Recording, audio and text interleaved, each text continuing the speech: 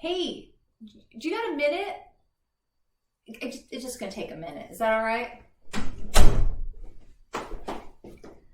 And then there you are at your desk like, yeah, I guess so.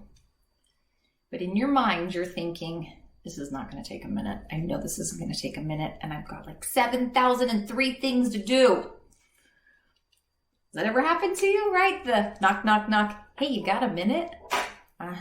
Yeah, totally happens to all of us. Hello, everybody. Welcome to today's Top Leaders Live. I'm Jen Anderson. I'm on a mission to help you become the best tech leader that everyone wants to work for.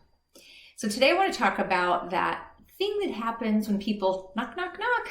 Hi, so you got a minute, right? Now, a lot of people are working remotely right now, so it may not necessarily happen in the office, right? But you get the knock, knock, knock on your instant messenger, on your email, on your cell phone with text or something like that, right?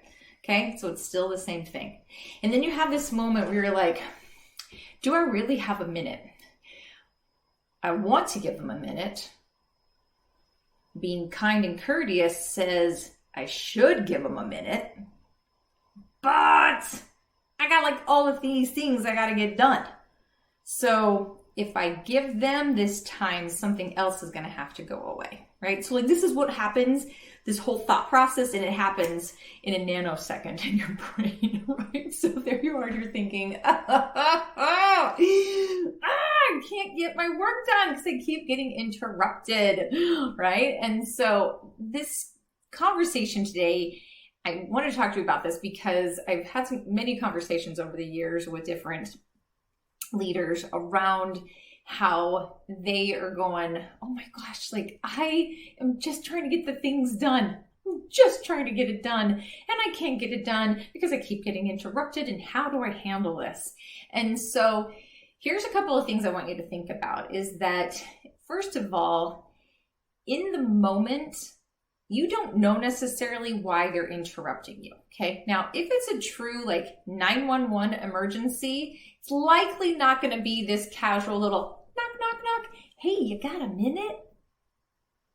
They're not gonna do that. They're gonna come pounding into your office and be like, oh my gosh, the building's on fire, right? Like that's what they're gonna do. They're not gonna be like, so, yeah, I just want to let you know that there's a fire down at the other end of the building, and if you get a chance, you might want to like grab your stuff and head on out. They're not gonna do that, right? Like if it's a true emergency, there's gonna be this heightened sense of, oh my gosh, I gotta talk to you right now, okay? So if they approach you with that kind of, oh my gosh, like I need you right now, that's a little bit different, right? That's the take your hands off the keyboard, stand up from your desk and be like, yeah, what's up? What's going on, right?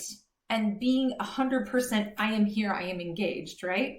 But if they're like, hey, you got a minute? Okay, then that's when you might want to start asking yourself, okay, if I give them a minute, is this going to turn into an hour? High probability it's going to be somewhere much more than a minute, right? Probably even north of 15 to 20 minutes, okay? Usually that's what a lot of people do. So here's something that you might want to try out. Instead of allowing that stuff to happen, instead, what I recommend is create what I refer to as open office time. And during the open office time, you get to have your time set aside that anybody could come in and talk to you for the, hey, you got a minute stuff, right? Okay. Or just like any questions that they might have that really are not super urgent, but they want to talk to you about, but are going to be different than what you might talk with them about like in a status update or talk with them about in like a one-on-one career development call or, something like that. Okay. So those kind of status updates, that's your daily huddles, right? This is where your one-on-ones, you should be meeting with your people once a month, right? So like those have a dedicated time. But if they're thinking, like I've got a classic example. I had an employee working for me and he's like, hey Jen, I got this idea for what we can do for our couples outing. So all of the employees in the office, we were getting together with our significant other to go out for dinner. And he had suggestions on a couple of restaurants that he thought would be really great and had a good ambiance. Fantastic. I want to hear about that because I would love to get help in coordinating something like that so that it is a nice, wonderful, and enjoyable experience for all of us, right? And so, however, interrupting me in the middle of the day when I'm in the middle of dealing with clients and all little things to tell me about that, not ideal. Because as soon as you have to stop and switch to this other thing, it literally takes you about 7 to 14 minutes to come back to the thing that you were doing before you got the knock, knock, knock. Hey, you got a minute?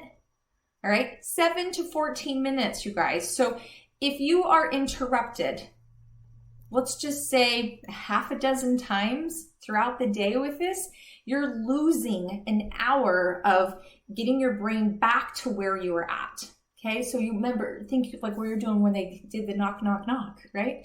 You're in the middle of composing an email. You're in the middle of coding something. You're in the middle of reviewing some kind of project documents. You might have been doing some research and you were neck deep in figuring out some different solutions, right? So to come get your brain back to that place, it's not just like it turns on like that.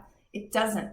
It's not that you're not smart, okay? That's not, this is science, okay? This is what happens to our brains.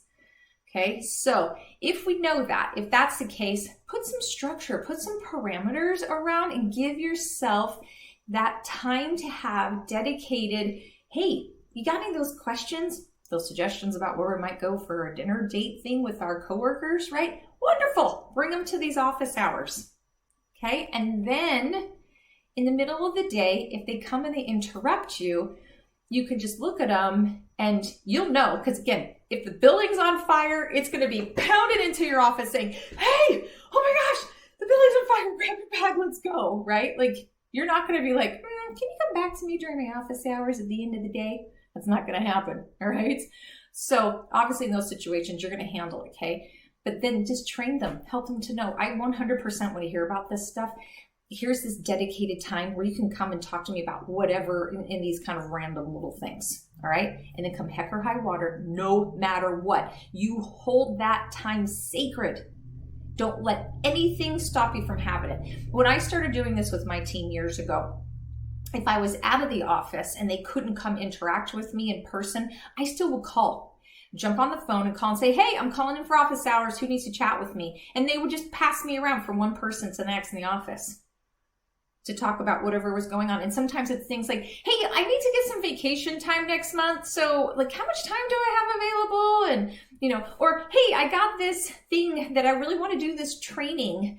All this stuff is great. There's nothing wrong with the questions. To me, it's just the timeliness of it, right? So that it didn't interrupt me from having a productive and helpful day, helpful for me, helpful for the team, helpful for my customers, right? So that's where you want to think about, okay, what makes sense for me? But of course, if ever it's something super, super urgent, like, okay, all of the servers just went down. Okay, probably gonna need to interrupt you. You may need to know about it, right? Unless it just totally doesn't fall within purview of what you need to be dealing with, then no, okay? But if it's something big and major like that, they're going to come talk to you about it. And that's totally fine. And in that moment, don't have a grumpy face, right? Just like, whoa, okay, what's up, right? And then you turn into rolling sleeves up, let's turn into solutioning, okay? That's different versus, so I was thinking for our next team outing, what do you think about going to see the new Star Wars movie? Seriously, I'm right here in the middle of doing the things. And well, yes, that would be fun. And yes, it makes a lot of sense. Can we save it to a time that makes sense? Okay. So my friends, try doing that for yourself. See what this can do for you so that you can really get to this place where you're establishing healthy work boundaries. It's going to reduce your stress. It's going to make you happier. They know that you're going to be available, right, for those true 911 situations, and that you're going to be available for those conversations that are more informational based. Okay. Doing these kinds of things can absolutely help you become the tech leader that everyone wants to work for. If you're needing more support, you really want to get a good handle of what your brand is and how you really want to determine that and leverage that in your role as a leader, get in touch. Let's talk about what this can look like for you and for your team as well, for the training around this too. go to movingforwardsolutions.com. And in the top right, click on the Let's Chat button, and we'll schedule a time so we can talk more about what's happening for your team and help get you the support so that you can become the tech leader everyone wants to work for. And really, in the end, it's because you deserve it, and so do your people as well. Thank you so much, my friends, and I'll see you next time here on today's Top Leaders Live.